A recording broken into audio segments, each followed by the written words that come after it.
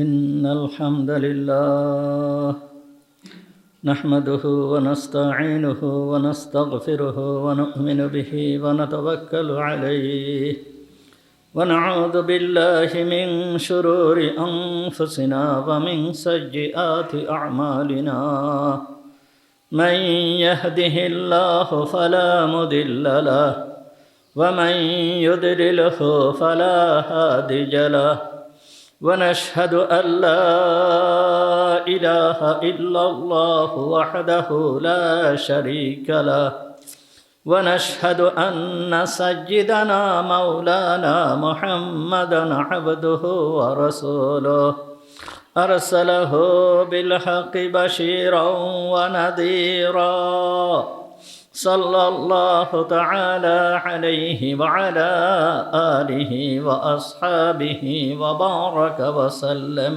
تسليما كثيرا كثيرا أما بعد فأعوذ بالله من الشيطان الرجيم بسم الله الرحمن الرحيم يا أيها الذين آمنوا كتب عليكم الصيام كما كتب على الذين من قبلكم لعلكم تتقون صدق الله العظيم ونحن على ذلك من الشاهدين والشاكرين اللهم صل على محمد وعلى آل محمد كما صليت على إبراهيم وعلى آل إبراهيم إنك حميد مجيد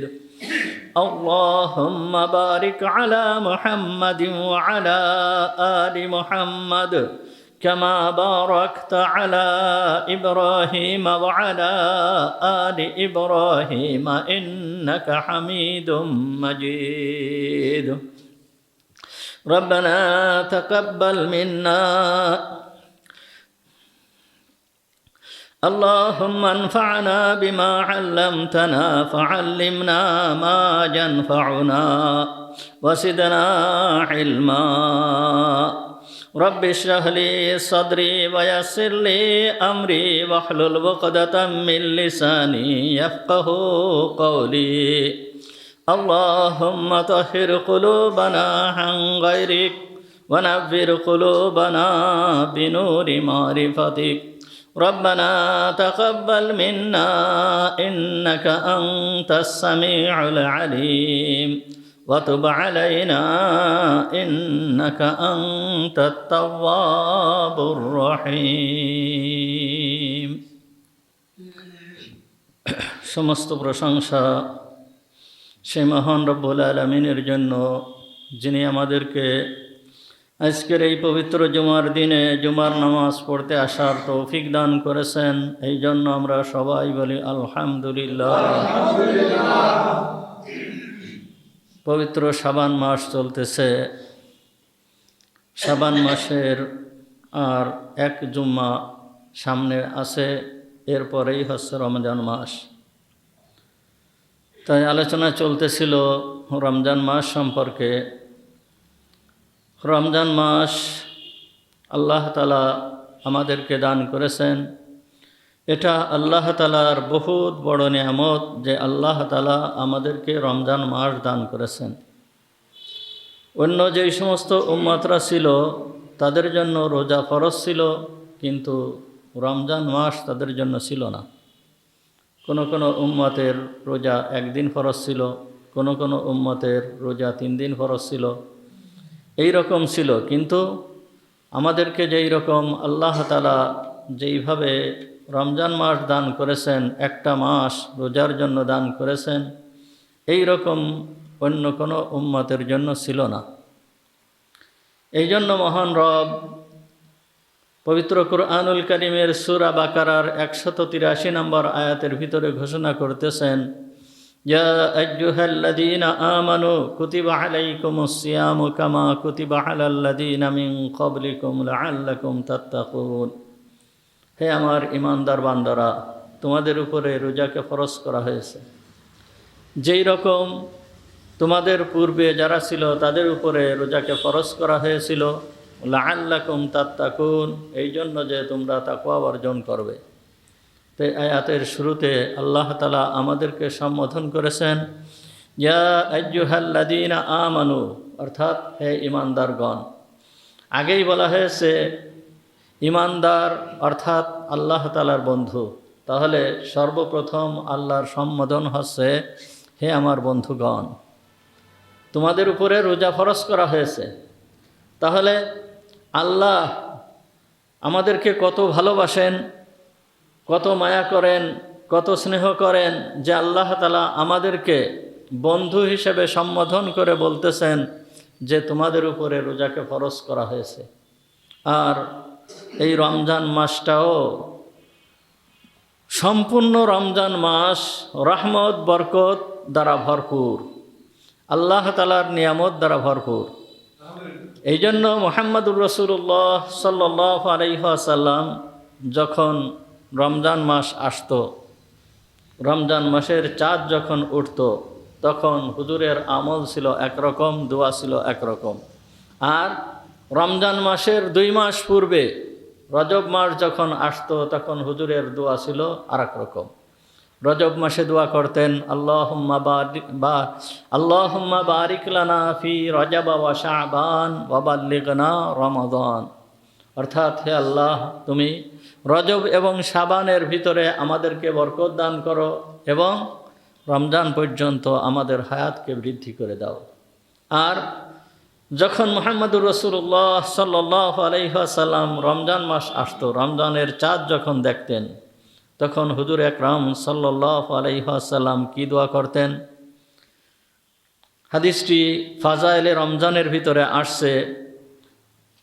এই হাদিসের ভিতরে মুহাম্মদুর রাসূলুল্লাহ সাল্লাল্লাহু আলাইহি ওয়াসাল্লাম রমজান মাস আসলে কি দোয়া করতেন সেই সম্পর্কে আলোচনা করা হয়েছে।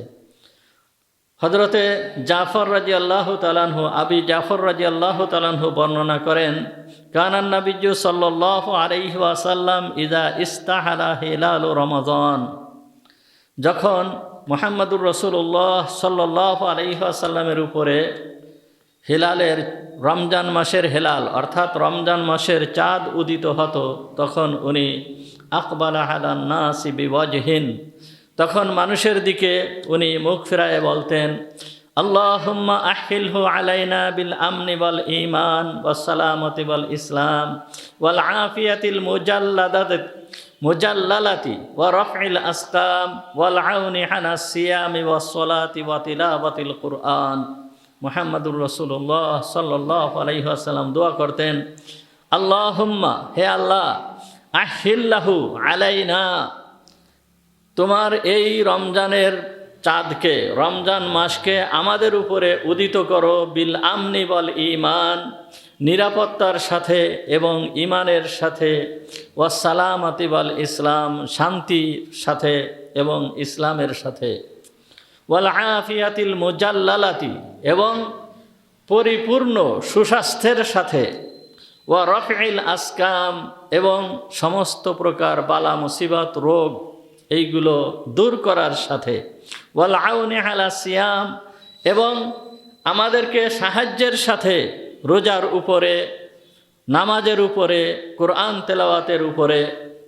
এবং আরও দোয়া করতেন আল্লাহুম্মা সাল্লিমনা লি রমাদান, হে আল্লাহ আমাদেরকে রমজানের জন্য, আমাদেরকে আল্লাহুম্মা সাল্লিমনা লি রমাদান, হে আল্লাহ আমাদেরকে রমজানের জন্য উপযুক্ত করে দাও, ওয়া সাল্লামহু লানা, এবং রমজানকেও আমাদের জন্য উপযুক্ত করে দাও, ওয়া তাসাল্লামহু মিন্না হাত্তা ইয়াখরুজা রমাদান, আর হে আল্লাহ তুমি এই রমজানকে আমাদের জন্য এমনভাবে কবুল করো যে রমজান আমাদের থেকে অতিবাহিত হয়ে যায় এমত অবস্থায় যে তুমি গফারতা লানা ওয়া রহিমতানা ওয়া আফাউতা আন্না, তুমি আমাদেরকে ক্ষমা করে দাও, তুমি আমাদের উপরে রহমত নাজিল করো, তুমি আমাদেরকে মাফ করে দাও, এমত অবস্থায় যেন এই রমজান মাস আমাদের থেকে অতিবাহিত হয়ে যায়। এইভাবে মুহাম্মদুর রাসূলুল্লাহ সাল্লাল্লাহু আলাইহি ওয়াসাল্লাম দোয়া করতেন। এরপর হুজুর আকরাম সাল্লাল্লাহু আলাইহি ওয়াসাল্লামের আমল ছিল সুম্মা ইউকবিলু আলান নাসি বিওয়াজহিন, অতঃপর হুজুর আকরাম সাল্লাল্লাহু আলাইহি ওয়াসাল্লাম সমস্ত মানুষদের দিকে ফিরতেন। ফিরে হুজুর সাল্লাল্লাহু আলাইহি ওয়াসাল্লাম বলতেন, ফায়াকুল আইয়ুহান নাস, তিনি বলতেন, হে মানব সকল, ইন্না হাদা শাহরু রমজান, ইন্না হাদা শাহরু রমাজান, হে মানুষ সকল, এটা হচ্ছে রমজান মাস। এই মাসটা হচ্ছে রমজান মাস। গুল্লাত ফিহি শায়াতিন, এই মাসে রমজানকে বন্দী করা হয়েছে। এই মাসে রমজানকে শৃঙ্খলাবদ্ধ করা হয়েছে, অর্থাৎ শিকল দ্বারা বন্দী করে ফেলা হয়েছে। ওয়া গুল্লিকাত ফিহি আবওয়াবু জাহান্নাম, এবং এই মাসে জাহান্নামের দরজাকে বন্ধ করে দেওয়া হয়েছে। অফতিহাত ফিহি আবওয়াবুল জিনান, এবং জান্নাতের দরজাসমূহকে খুলে দেওয়া হয়েছে। এবং ওয়ানাদা মুনাদিন কুল্লা লাইলাতিন, এবং এই মাসে প্রত্যেক রাতে একজন ঘোষণাকারী ঘোষণা করতে থাকে, হাল মিন সাইলিন ফায়ুতা, আছে কি কোনো প্রার্থনাকারী যার প্রার্থনাকে কবুল করা হয়, ওই ব্যক্তি যা চায় তাই দেওয়া হয়। এই রকম কোনো প্রার্থনাকারীকে আছে? একজন ফেরেশতার দ্বারা আল্লাহ তাআলা এইভাবে প্রত্যেকটা রাত্রে এইভাবে ঘোষণা করতে থাকেন। হাল মিন মুস্তাগফিরিন ফাগফির আলাহ, আছে কি কোনো ক্ষমা প্রার্থনাকারী, যেই ব্যক্তি আমার কাছে ক্ষমা চাবে, ফাগফির আলাহ, আমি তাকে ক্ষমা করে দেব, আমি তার গুনাহ খাতাকে মাফ করে দেব। অতঃপর মুহাম্মদুর রাসূলুল্লাহ সাল্লাল্লাহু আলাইহি ওয়াসাল্লাম দোয়া করতেন। কি দোয়া করতেন? আল্লাহুম্মা আ'তি কুল্লা মুনফিকিন খলাফা, হে আল্লাহ, এই রমজান মাসে যেই সমস্ত ব্যক্তিরা খরচ করে, অর্থাৎ দান করে, আল্লাহর রাস্তায় দান করে, এই দান যে কোনো ধরনের দান হোক, হুজুর আকরাম সাল্লাল্লাহু আলাইহি ওয়াসাল্লাম তাদের জন্য দোয়া করতেন, আল্লাহুম্মা আ'তি কুল্লা মুনফিকিন খলাফা, হে আল্লাহ, প্রত্যেক খরচকারীর জন্য, দানকারীর জন্য তুমি তার প্রতিদান, তার বদলা দান করো। অর্থাৎ যা খরচ করতেছে তাকে তুমি বহুগুণ বৃদ্ধি করে দাও এবং তাকে তুমি পুরস্কৃত করো, তাকে তুমি সওয়াব দান করো। ওয়া আজ্জিল লিকুল্লি মুমসিকিন তালাফা, আর যেই ব্যক্তি যেইখানে খরচ করা দরকার সেইখানে সে খরচ করে না, এই ব্যক্তিকে তুমি ধ্বংস করে দাও। কুল্লু মুমসিকিন তালাফা, এবং প্রত্যেক খরচ না করনেওয়ালা যেই ব্যক্তি আছে তাকে তুমি ধ্বংস করে দাও। হাত্তা ইদা কানা ইয়াউমুল ফিতর, এইভাবে যখন ঈদের দিন হতো, অর্থাৎ রমজান মাস চলে যেত, নাদি মুনাদিম মিনাস সামা, এই সময়ে নাদি মুনাদিম মিনাস সামা, মুহাম্মদুর রাসূলুল্লাহ সাল্লাল্লাহু আলাইহি ওয়াসাল্লাম বলেন, রমজান মাস চলে যাওয়ার পরে যেই সময় ঈদের দিন হতো, তখন আসমানের থেকে একজন ঘোষণাকারী ঘোষণা করতেন, আল ইয়াউমু ইয়াউমুল ইয়াউমুল জাযা ইয়াউমুল জাইসা, আল ইয়াউমু ইয়াউমুল জাইসা, একজন ফেরেশতাকারী ঘোষণা করেন যে এই দিনটা হচ্ছে প্রতিদানের দিন, এই দিবসটা হচ্ছে প্রতিদানের দিবস। ফাকদু ওয়া বাদিরু ওয়া খুযু জাওয়াইসাকুম, ফাকদু, সুতরাং তোমরা সকালে সকালে ওঠো, ওয়া বাদিরু, এবং জলদি করো, ওয়া খুযু জাওয়াইসাকুম, এবং তোমরা তোমাদের প্রতিদানকে তোমরা গ্রহণ করো, তোমরা তোমাদের প্রতিদানকে তোমরা নিয়ে নাও। ক্বালু আবু জাফর, যেই রাবি এই হাদিসটা বর্ণনা করতেছেন, উনি বলতেছেন, জাওয়াইজুন লা তুশবিহু জাওয়াইজাল উমারা, এই প্রতিদানটা এমন প্রতিদান, এটা কোনো বাদশাহ বা কোনো সম্রাট বা কোনো আমিরদের প্রতিদানের মতন না, বরঞ্চ এই প্রতিদানটা হচ্ছে মহান রব্বুল আলামিনের প্রতিদান। এই প্রতিদান মহান রব্বুল আলামিনের প্রতিদান। কেমন প্রতিদান সামনে আসতেছে। সুতরাং রমজান মাস আমাদের সামনে, এই রমজান মাসের মূল্যায়ন করতে হবে, রমজান মাসের মূল্যায়ন করতে হবে। রমজান মাস আল্লাহ তাআলা তার বান্দাদেরকে বন্ধু বানানোর মাস। এই রমজান মাসে আল্লাহ তাআলা তার বান্দাদেরকে বন্ধু হিসাবে গ্রহণ করেন, বন্ধু বানিয়ে নেন, এমন মাস। দেখেন, সাহাবীদের যুগে সাহাবীরা যেই সময় রোজা রাখছে, বহুত সাহাবী ছিল, তারা অনেক গরিব মানুষ ছিল, ধনী সাহাবী ছিল, কিন্তু তাদের সংখ্যা ছিল কম, তাদের সংখ্যা অনেক কম ছিল। আমাদের এই সমাজে ধনী মানুষের সংখ্যা বেশি, আমাদের এই সমাজে ধনী মানুষের সংখ্যা বেশি। ধনী মানুষের সংখ্যা বেশি কেমন? আমাদের এই সমাজে এমন কোনো লোক এখন খুঁজে পাওয়া যাবে না যেই ব্যক্তি একদিন না খেয়ে থাকে। এই রকম লোক আমাদের সমাজে এখন খুঁজে পাওয়া যাবে না। একদিন তো দূরের কথা, এক ওয়াক্ত না খেয়ে থাকে এই রকম লোকও খুঁজে পাওয়া যাবে না। হ্যাঁ, যাবে, কিছু কিছু আছে, সেগুলো খুব কম। কিন্তু সেই যুগে সাহাবীরা অনেক গরিব ছিল, অনেক কষ্ট করে তারা রোজা পালন করেছে, অনেক কষ্ট করে রোজা রাখছে। এখনও এমনও জায়গা আছে, এমনও স্থান আছে যেই সমস্ত লোকেরা অনেক কষ্টের ভিতরে থাকে। যেরকম ধরুন আফ্রিকা, এই আফ্রিকা মহাদেশের মানুষ এত কষ্টের ভিতরে থাকে তা বলা যায় না। এক আরব শায়েখ আফ্রিকায় সফর করতেছে। এই সফরের সময়ে উনি আলোচনা করতেছেন, এই রমজান মাসে উনি আলোচনা করতেছেন যে ইফতার তাড়াতাড়ি করে ইফতার করা, জলদি করে ইফতার করা। এর ভিতরে থেকে একজন লোক দাঁড়িয়ে বলতেছে যে হুজুর, আমরা ইফতার কিভাবে করব? ইফতার করার মতন কোনো জিনিস তো আমাদের কাছে নাই, ইফতার করার মতন কোনো খাবার আমাদের কাছে নাই। সেহরি খাবার তো দূরের কথা, ইফতার করার মতন খাবারও আমাদের কাছে নাই। এখন ওই সমস্ত এলাকায় যারা না গিয়েছে তারা কথা বুঝতে পারবে না যে তারা কত কষ্টের ভিতরে থাকে। তা সাহাবায়ে কেরাম রিদওয়ানুল্লাহি তাআলা আলাইহিমগণ এইরকম কষ্ট করে রোজা রাখতেন। আর রোজার নিয়মও ওই সময় একটু ভিন্ন ছিল। প্রথমে রোজার নিয়ম একটু ভিন্ন ছিল। কেমন ভিন্ন ছিল? বুখারী শরীফের ভিতরে আসছে, বুখারী শরীফের ভিতরে বর্ণিত হাদিস 1995 নম্বর হাদিস। এই হাদিসটা বর্ণনা করেছেন হযরতে বাররা ইবনে হাসিব রাদিয়াল্লাহু তাআলা আনহু। আন বাররা রাদিয়াল্লাহু তাআলা আনহু قال, হযরতে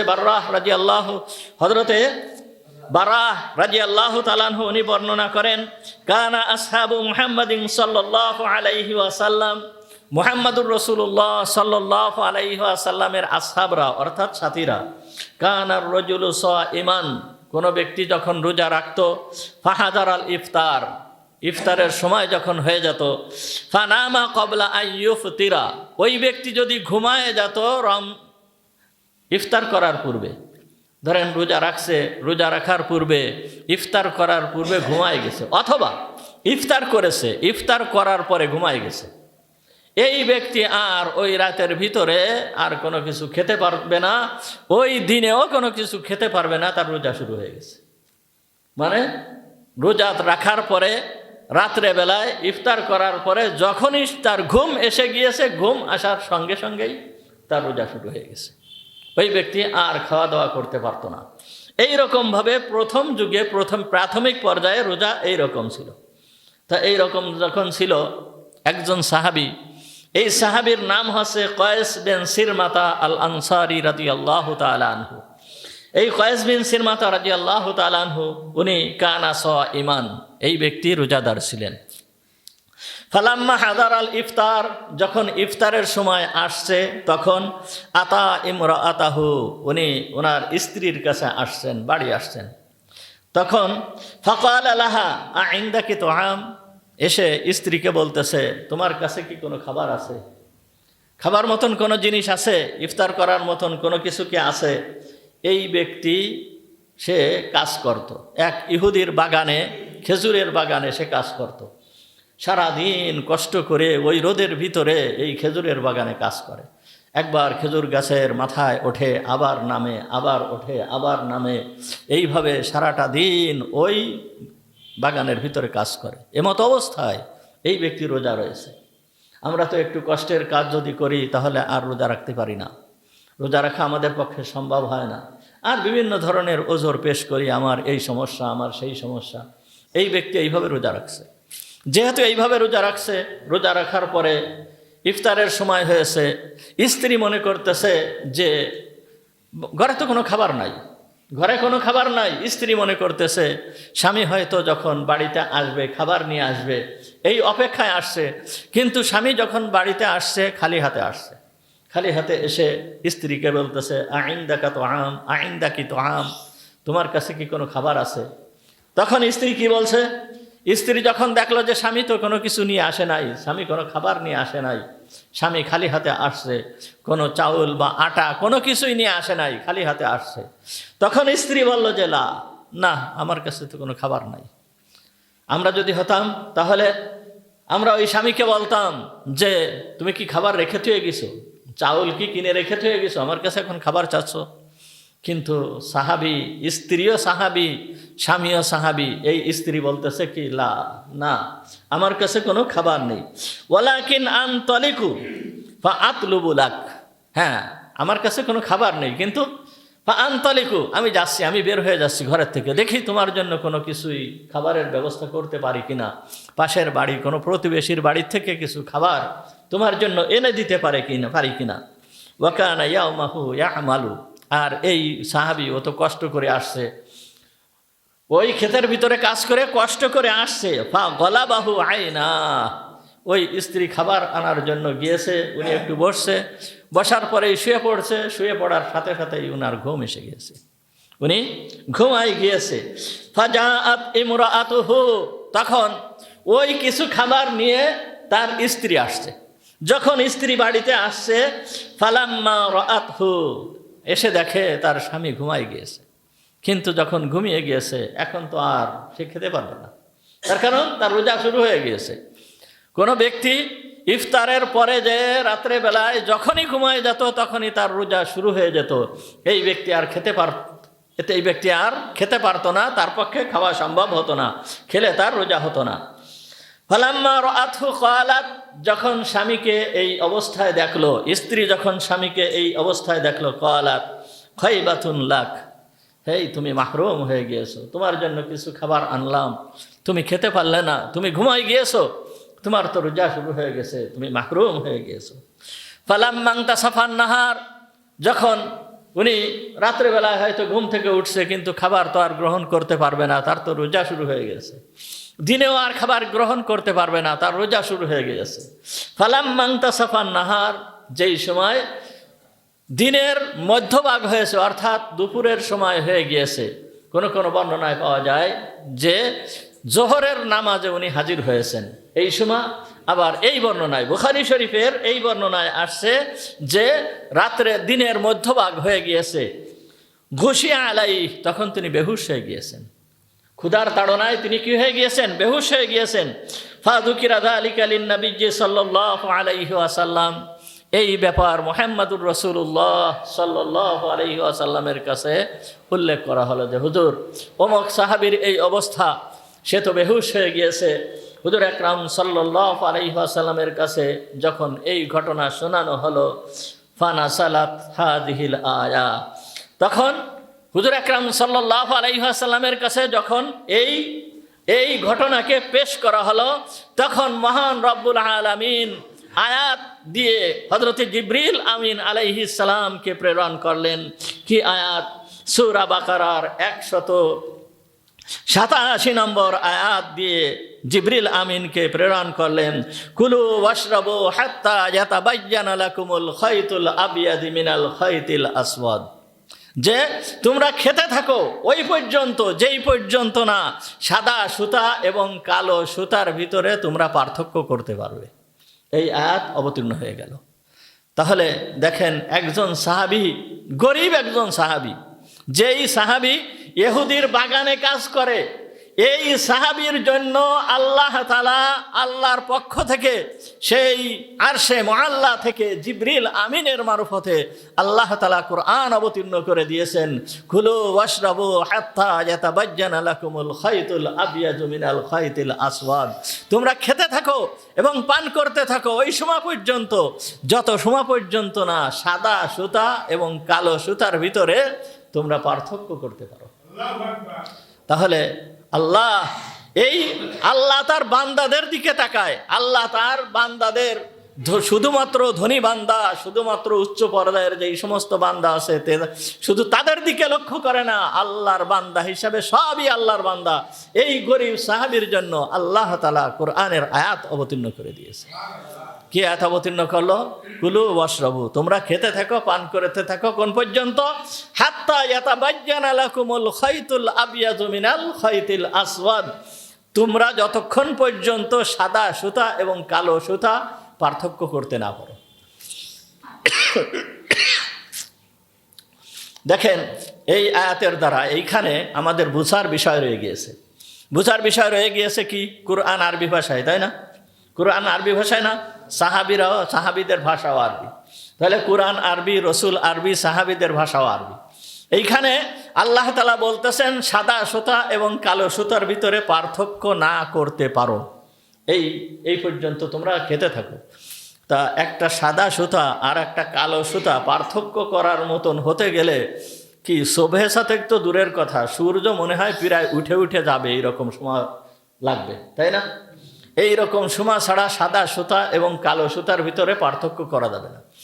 ওই সময়ে যদি একটা সাদা সুতার একটা কালো সুতা যদি রেখে দেওয়া হয়, ওই যেই সময় সেহেরির টাইম শেষ হয়েছে ওই সময় কি পার্থক্য করা যাবে? অন্ধকারের ভিতরে কোনো আলো নাই, ওই জায়গায় যদি এরকম রেখে দেওয়া হয় তাহলে কি পার্থক্য করা যাবে? পার্থক্য করা যাবে না। আমরা তো দূরের কথা, সাহাবীরা তাই পারিনি। এই জন্য কোরআন হাদিস, শুধুমাত্র কোরআন হাদিস, কোরআন এবং হাদিস গ্রন্থ দেখে বোঝা যাবে না, কখনোই বোঝা যাবে না। যদি যেত তাহলে সাহাবীরাই বুঝতে পারতেন, বেশি বুঝতে পারতেন। একজন সাহাবী, উনি এই আয়াত যখন অবতীর্ণ হয়েছে তখন উনি বালিশের নিচে একটা সাদা সুতা আর একটা কালো সুতা রেখে উনি ঘুমাতেন। উনি কি করতেন? ওই সাদা সুতা আর কালো সুতা পার্থক্য না করা পর্যন্ত খেতেন। মুহাম্মদুর রাসূলুল্লাহ সাল্লাল্লাহু আলাইহি ওয়াসাল্লামের কাছে যে যখন এই কথা বর্ণনা করছেন, বর্ণনা করার পরে হুজুর সাল্লাল্লাহু আলাইহি ওয়াসাল্লাম তাকে রহস্য করে বলতেছে, ইযান বিসাদাতুকা লাআরিজ, এই তুমি সাদা সুতা এবং কালো সুতাকে বালিশের নিচে রাখছো, তাহলে বিসাদাতুকা, তোমার বালিশ তো অনেক বড়। এখানে যে সাদা সুতা আর কালো সুতা এইটাকে তুমি বালিশের নিচে রাখছো, তাহলে তোমার বালিশ তো অনেক বড়, পৃথিবীর এই প্রান্ত থেকে ওই প্রান্ত। তখন ওই সাহাবী বললেন যে হুজুর বুঝতে পারলাম না। তখন বলতেছে, এই খাইতে আবিয়াজ সাদা সুতা আর খাইতে আসওয়াদ এই কালো সুতা, এর দ্বারা মূল সাদা সুতা আর কালো সুতা না। এর পরের শব্দ আছে যে মিনা খাইতুল আবিয়াজি মিনাল ফজর, ফজরের যেই সাদা সুতা অর্থাৎ কালো সুতা, অর্থাৎ ফজরের পূর্বে এই পূর্ব দিগন্তে একটা সাদা রেখা পড়ে আর একটা কালো রেখা পড়ে। এই সাদা রেখা আর কালো রেখার থেকে সাদা রেখা যখন পার্থক্য করা যায়, ফাঁকা জায়গায় দাঁড়ালে ওইটা বোঝা যায়। এইটাকে যতক্ষণ পর্যন্ত পার্থক্য করা না যায় ততক্ষণ পর্যন্ত খেতে থাকো, অর্থাৎ সুবহে সাদেক পর্যন্ত তোমরা খেতে থাকো। তাহলে এর দ্বারা আমরা বুঝতে পারলাম যে খেতে হবে কোন পর্যন্ত? সুবহে সাদেক পর্যন্ত খেতে হবে। মুহাম্মদুর রাসূলুল্লাহ সাল্লাল্লাহু আলাইহি ওয়াসাল্লাম এরপরে এই আয়াত এই সাহাবীদেরকে শোনায় দিলেন। সেইখান থেকে হলো কোন পর্যন্ত? যে ওই আমাদের খেতে হবে কোন পর্যন্ত? একেবারে সুবহে সাদেক পর্যন্ত। আরও আর একটা হাদিস আছে, আরও আর একজন সাহাবীর ঘটনা আছে। একজন না, আরও অনেক সাহাবীর ঘটনা আছে। এখানে এই সাহাবীর ঘটনাটাও এটাও বুখারী শরীফ এবং অন্যান্য কিতাবের ভিতরে আসছে।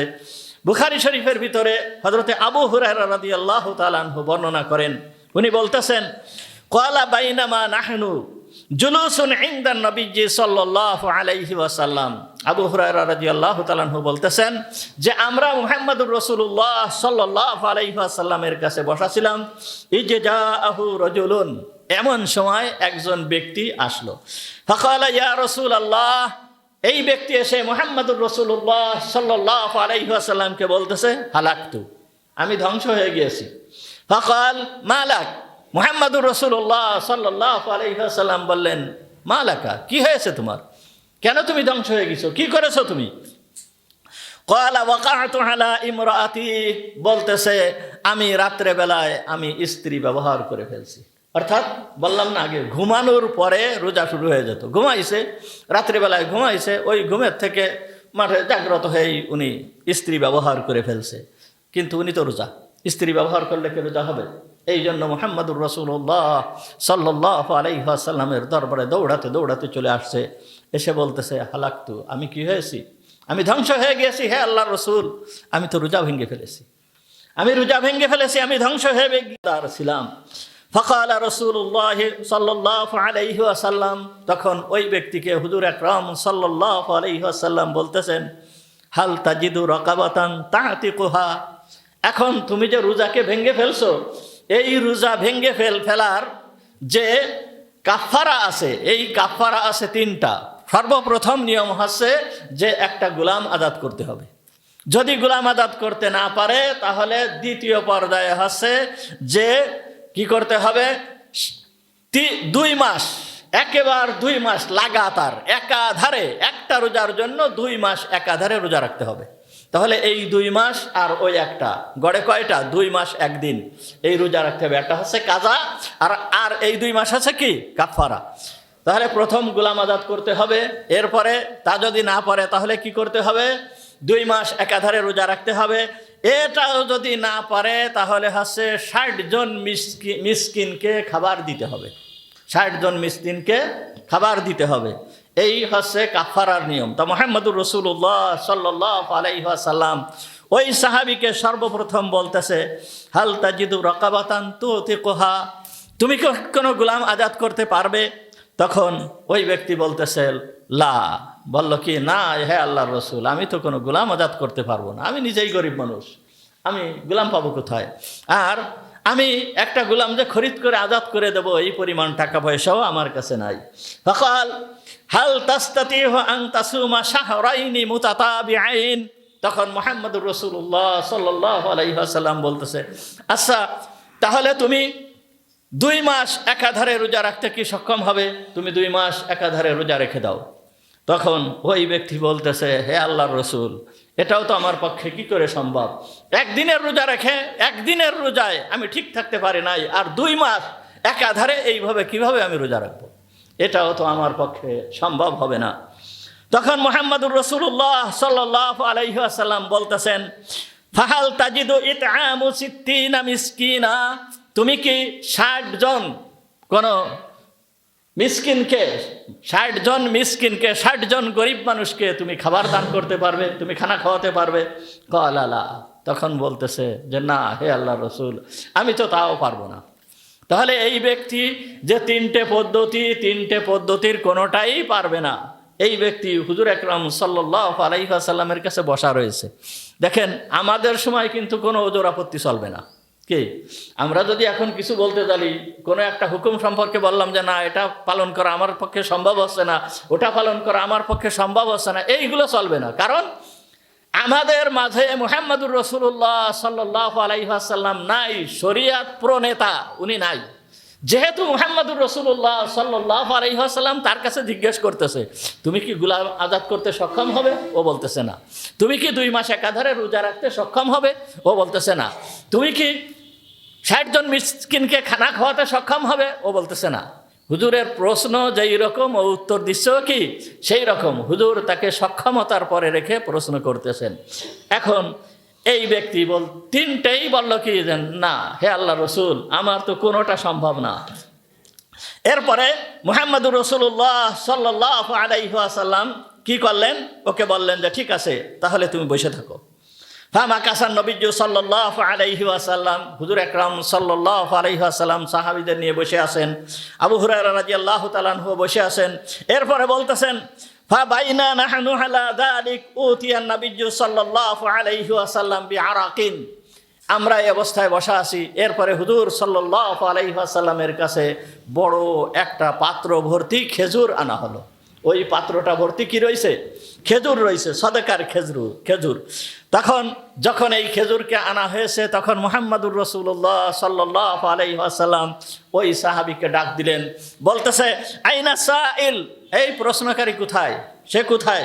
তখন ওই বলতেছে আনা, হে আল্লাহর রাসূল এই তো আমি এখানে। তখন মুহাম্মদুর রাসূলুল্লাহ সাল্লাল্লাহু আলাইহি ওয়াসাল্লাম ওই সাহাবীকে বললেন, খুযহা ফাতাসাদদাক বিহি, খুযহা, তুমি এই খেজুর ভর্তি এই ঝুড়ি নিয়ে চলে যাও, নিয়ে যেয়ে 60 জন মিসকিনকে তুমি এইটাকে সদকা করে দাও, 60 জন মিসকিনকে খাওয়ায় দাও। তখন এই সাহাবী কি বলতেছেন দেখেন, এই সাহাবী বলতেছেন, ফাকালা রাজুল আলা আফকারি মিন্নি ইয়া রাসূলুল্লাহ, হে আল্লাহর রাসূল এইগুলো কি আমি সদকা করব আমার থেকে গরিব মানুষ যারা আছে তাদের উপরে? ফাওয়াল্লাহি মা বাইনা লাবিতাইহা আহলু বাইতিন আফকারা মিন আহলি বাইতি। আল্লাহর কসম দিয়ে বলতেছি যে আমার থেকে গরিব মানুষ এই মদিনা শহরের ভিতরে কেউ নাই। আমার থেকে গরিব মানুষ এই মদিনা শহরের ভিতরে কেউ নাই। তার মানে হুজুরকে বলতে চাচ্ছে, হে আল্লাহর রসুল, আপনি যে আমার থেকে গরিব মানুষের ভিতরে এই খেজুরকে সদকা করে দিতে বলতেছেন, আমার থেকে গরিব মানুষ আর কেউ নাই, তো ওইগুলোকে খাওয়ার অনুমতি আপনি আমাকে দিয়ে দেন। কি এই সাহাবী এ কথা বলতে চাচ্ছেন? যখন এ কথা বলছেন, বলার সঙ্গে সঙ্গে আবু হুরায়রা রাদিয়াল্লাহু তাআলা আনহু বলতেছেন, ফাযাহিকান নাবিয়্যু সাল্লাল্লাহু আলাইহি ওয়াসাল্লাম হাত্তা বাদাত আনয়াবুহু। এই কথা শোনার পরে মুহাম্মদুর রাসূলুল্লাহ সাল্লাল্লাহু আলাইহি ওয়াসাল্লাম এমন ভাবে হাসলেন যে তার নাওয়াজির এবং আনিয়াব, এই কোনায় যে দাঁত আছে এই দাঁত পর্যন্ত দেখা গেল। এমন ভাবে হুজুর সাল্লাল্লাহু আলাইহি ওয়াসাল্লাম হেসে দিলেন। এইভাবে হাসার পরে এরপরে হুজুর আকরাম সাল্লাল্লাহু আলাইহি ওয়াসাল্লাম বলতেছে, আতইমহু আহলাক, যে যাও তুমি নিয়ে যাও, তুমি আর তোমার পরিবার পরিজন এইগুলো খাও। তাহলে এই যে সাহাবী, এই সাহাবীর যে ঘটনা ঘটলো, এই ঘটনা ঘটার পরে এরপরে আল্লাহ তাআলা কি, আল্লাহ তাআলা এই শুধুমাত্র হুজুর সাল্লাল্লাহু আলাইহি ওয়াসাল্লামের এই কথা পর্যন্ত শেষ নয়, মহান রব্বুল আলামিন জিবরিল আমিন আলাইহিস সালামকে দিয়ে কোরআন দিয়ে পাঠিয়ে দিলেন। জিবরিল আমিন এসে মুহাম্মদুর রাসূলুল্লাহ সাল্লাল্লাহু আলাইহি ওয়াসাল্লামকে শোনায় দিল, উহিল্লা লাকুম লাইলাতাস সিয়ামির রাফাসি ইলা নিসাইকুম হুন্না লিবাসুল লাকুম ওয়া আনতুম লিবাসুল লাহুন্না আলিমাল্লাহু আন্নাকুম কুনতুম তাখতানুনা আনফুসাকুম ফাতাবা আলাইকুম ওয়া আফা আনকুম ফালআনা বাশিরুহুন্না ওয়াবতাগু মা কাতাবাল্লাহু লাকুম। আল্লাহ তাআলা আয়াত অবতীর্ণ করে দিলেন। আল্লাহ তাআলা আয়াতের ভিতরে বলতেছেন, উহিল্লা লাকুম লাইলাতাস সিয়ামির রাফাসি ইলা নিসাইকুম, এই রমজানের রাত্রে বেলায় তোমাদের স্ত্রী ব্যবহারকে তোমাদের জন্য হালাল করে দেওয়া হয়েছে। আল্লাহ তাআলা আয়াত অবতীর্ণ করে দিলেন। তাহলে সুবহে সাদেক পর্যন্ত খাওয়া দাওয়া করতে পারবে, সুবহে সাদেক পর্যন্ত কি স্ত্রী ব্যবহার করার অনুমতি মুহাম্মদুর রাসূলুল্লাহ সাল্লাল্লাহু আলাইহি ওয়াসাল্লামের মাধ্যমে আল্লাহ তাআলা আমাদেরকে জানাই দিলেন। এইভাবে আমাদের উপরে কত বড় রহমত করেছেন। শুধু কি তাই, দেখেন ওই সময়ে খাবার অনুমতি মোটেই ছিল না। আমাদের জন্য মুহাম্মদুর রাসূলুল্লাহ সাল্লাল্লাহু আলাইহি ওয়াসাল্লাম কি করেছেন, আমাদের জন্য কি করেছেন, খাবার প্রতি বেশি তাকিদ করেছেন যে তোমরা রাত্রেবেলায় খাবে। রাত্রেবেলায় যদি তোমরা না খাও তাহলে তোমরা দিনের বেলায় দুর্বল হয়ে পড়বে, ঠিক মতন রোজা রাখতে পারবে না। এই সিস্টেমও মুহাম্মদুর রাসূলুল্লাহ সাল্লাল্লাহু আলাইহি ওয়াসাল্লাম আমাদের জন্য রেখে দিয়েছেন।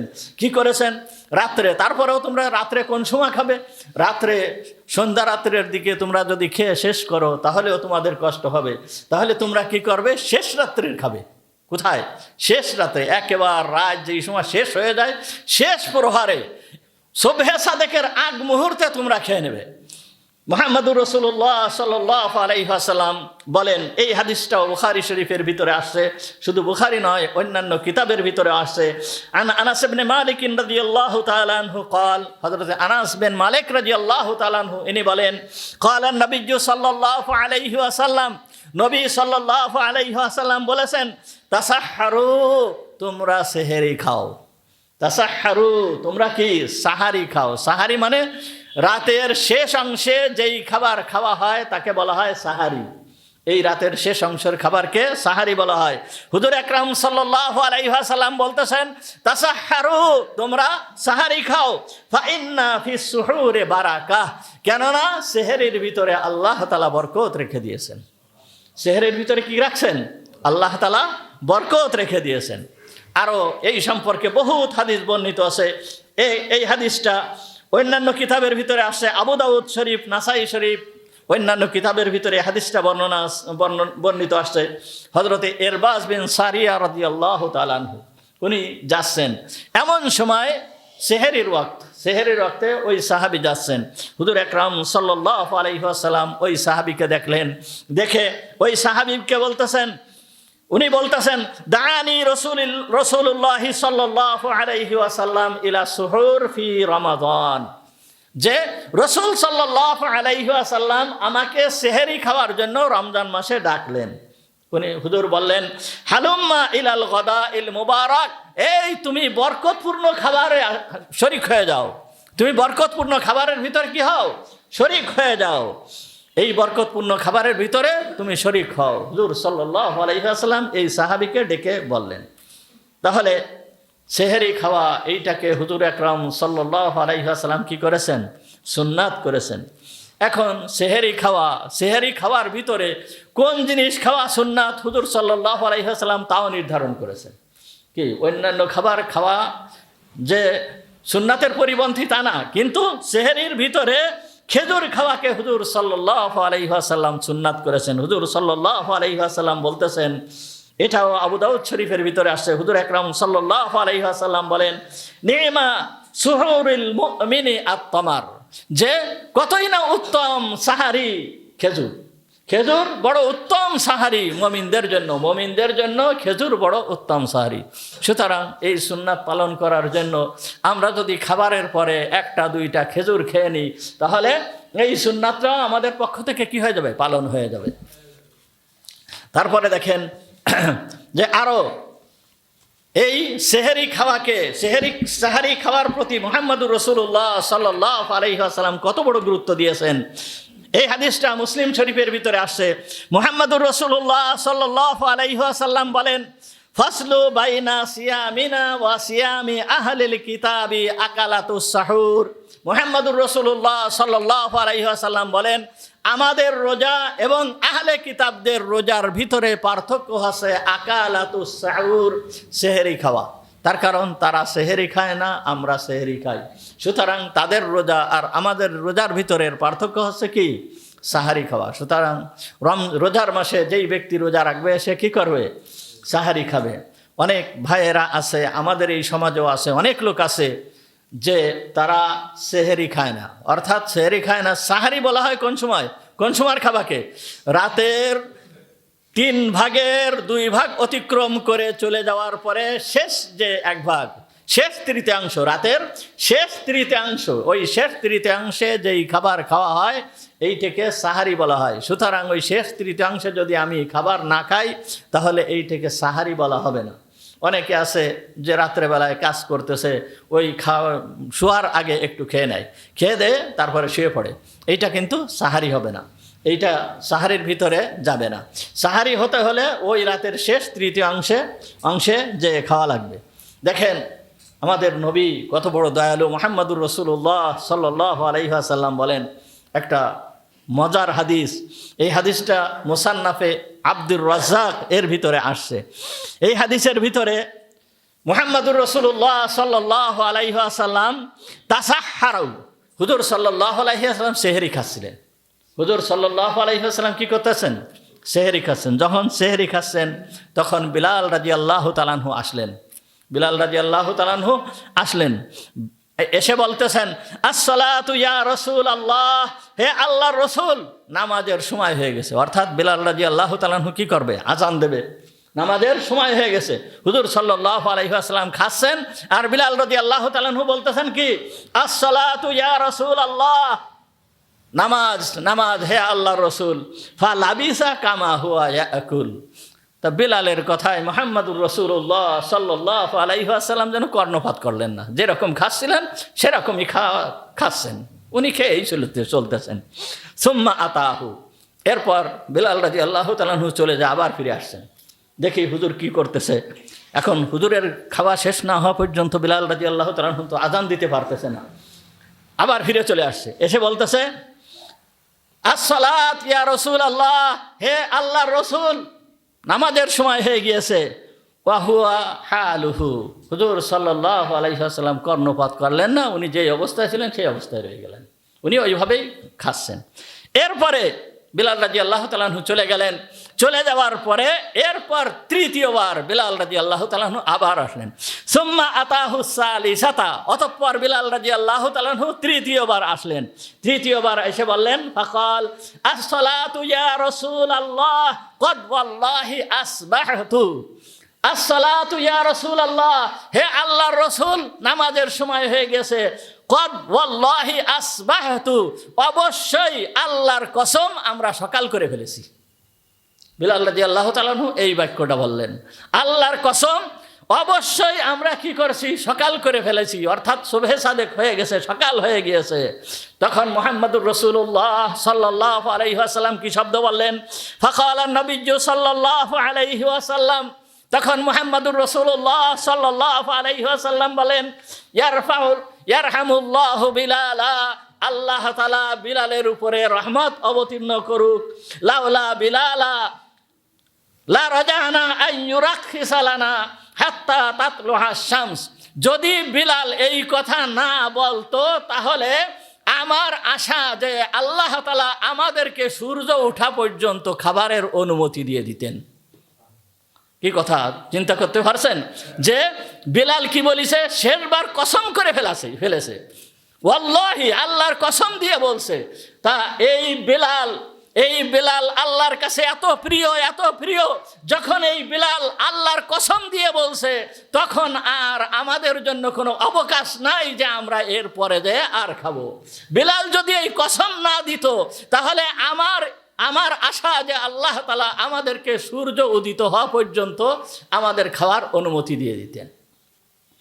তাহলে এই হাদিসের দ্বারা আমরা একটা ব্যাপার, একটা মাসআলা এখান থেকে বুঝতে পারলাম, শরিয়াত প্রণেতা তিনি যখন কোনো কাজ করে তার প্রতি বেশি তাড়াহুড়া করা ঠিক না। তার প্রতি বেশি কি করা, তাড়াহুড়া করা ঠিক না। উনি যেইভাবে করতেছেন করুক। এখন এইভাবে তাড়াহুড়া করা বিলালের ঠিক হয়নি। এই জন্য মুহাম্মদুর রাসূলুল্লাহ সাল্লাল্লাহু আলাইহি ওয়াসাল্লাম দেখেন বিলালকে ভৎসনা করেনি, বিলালকে কটুবাক্য বলেনি, বলতেছে কি হুজুর সাল্লাল্লাহু আলাইহি ওয়াসাল্লাম বলতেছে, ইয়ারহামুল্লাহু বিলালা, আল্লাহ তাআলা বিলালের প্রতি রহমত নাযিল করুক, বিলালের প্রতি রহমত বর্ষণ করুক, এ কথা বলছে। যাই হোক, এই জন্য দেখা যায় যে অনেক সময় আমরা আলেম উলামাদের কাছে মাসআলা জিজ্ঞাসা করার জন্য অনেক পিড়াপিড়ি করি, এইগুলো করা ঠিক না। মাসআলা যেইটা আছে আলেম উলামা যেইটা বলবে সেইটাই মেনে নিতে হবে, পিড়াপিড়ি করা ঠিক না। ইমাম সাহেব যারা আছে, ইমাম সাহেবদেরকে অনেক কিছু করার জন্য, ধরেন নামাজের সময় হয়ে গেছে, আমরা ওই পিছনের থেকে কি বিভিন্ন ধরনের কথা বলতে থাকি যে সময় হয়ে গেছে, এই ধরনের করাও ঠিক নয়। এই হাদিসের দ্বারা আমরা এই কথা বুঝতে পারলাম। তাহলে সেহরি খাওয়া কি সুন্নাত, সেহরি খেতে হবে। এরপরে দেখেন মুহাম্মদুর রাসূলুল্লাহ সাল্লাল্লাহু আলাইহি ওয়াসাল্লাম আরো কত বড় দয়া করেছেন, কত বড় দয়ার নবী। শরিয়াত আমাদের জন্য কত বড় দয়া করছে, সাহারি খাওয়ার কথা বলছে। এবং এমন কি এই জায়গায় হাদিস আসছে, এই হাদিসটাও বুখারী শরীফের ভিতরে আসছে যে কোনো দুর্বল ব্যক্তি, বৃদ্ধ ব্যক্তি যদি ইযা নাসিয়া ফা আকালা ওয়া শারিবা, এই ব্যক্তি রোজা রাখছে কিন্তু সে ভুলে যাওয়ার পরে এই ব্যক্তি কি করছে, সে পানি খাচ্ছে অথবা কি খাবার খাচ্ছে, ভাত খাচ্ছে, কিন্তু সে রোজা রাখছে। এই ব্যক্তির কিন্তু মনে নাই যে আমি রোজা রয়েছি। এখন আমাদের করণীয় কি, যে আমরা যেন এই ব্যক্তিকে বলে না দিই, তুমি রোজা রইছো না, তুমি ভাত খাচ্ছ কেন, তুমি পানি খাচ্ছ কেন, আমরা যেন এই কথা বলে না দিই। বরঞ্চ হাদিসের ভিতরে কে আসে, ফালইউতিম, ওই ব্যক্তিকে বলে দেবে না, কি করবে, ওই ব্যক্তি খাক, ওই ব্যক্তি খেয়ে যাক। এবং খাওয়ার পরে যখন ওই ব্যক্তি স্মরণ হয়ে যাবে যে আমি তো রোজা রয়েছি, আমি কি করে খেয়ে ফেলেছি, তখন সে কি করবে, ওই ব্যক্তিও রোজা ভেঙে ফেলবেন না। ফালইউতিম্মা সাওমাহু, মুহাম্মদুর রাসূলুল্লাহ সাল্লাল্লাহু আলাইহি ওয়াসাল্লাম বলেন যে ওই ব্যক্তি রোজাকে কি করবে, পুরা করবে। ফাইন্নামা আত'আমাল্লাহু ওয়া সাকাহ, কেননা আল্লাহ তাআলা একে খাওয়াইছেন এবং আল্লাহ তাআলা একে পান করাইছেন। তাহলে রমজানের যদি কোনো ব্যক্তি এইরকমভাবে খেয়ে ফেলে, তাকেও এইরকম বলে দেওয়া ঠিক নয়। যাই হোক, সময় হয়ে গিয়েছে, সময় খুব কম। আমরা যদি একটু সকালে চলে আসি, ধরেন যদি একটু সকালে আসি, এই যে গুরুত্বপূর্ণ যেই সমস্ত আলোচনাগুলো এই আলোচনাগুলোর ভিতরে আমরা শরিক হতে পারি, আমরা এগুলো জানতে পারি, কিন্তু আমরা দেরি করে আসি। এই দেরি করে আসার কারণে আমাদের ক্ষতি হয়ে যায়। এত বড় গুরুত্বপূর্ণ যেই সমস্ত বিষয়গুলো আলোচনা করা হয়, আমরা এইগুলো পাই না। আর আগেও বলছি যে যারা রমজান এই মানে মাসজিদে, জুমার দিন মাসজিদে একেবারে সর্বপ্রথম আসবে, তাও অন্তত আপনার ওক্ত হওয়ার আগেই আসতে হবে। অর্থাৎ এখন এই সপ্তাহে আজকে ওক্ত হয়েছে কয়টা? 12:20। আপনার 12টার ভিতরেই চলে আসা উচিত। যদি আমরা চলে আসি তাহলে একটা উট কুরবানির সওয়াব এই মাত্র আসার কারণে আমি পেয়ে যাব, একটা উট কুরবানির সওয়াব। তা 12টার থেকে নিয়ে ধরেন 12টা থেকে নিয়ে 12:30, এই 12:30টার আগ পর্যন্ত, 12:30 না, 12:25 পর্যন্ত, 12:25-এর ভিতরে যেই ব্যক্তি শরিক হবে, যেই ব্যক্তি আসবে, 12:25-এর ভিতরে যেই ব্যক্তি আসবে, যত ব্যক্তি আসবে, প্রত্যেক ব্যক্তিকে একটা উট কুরবানির সওয়াব আল্লাহ তাআলা দান করবে। এই সমস্ত সওয়াবের থেকে আমরা মাহরুম থেকে যাই।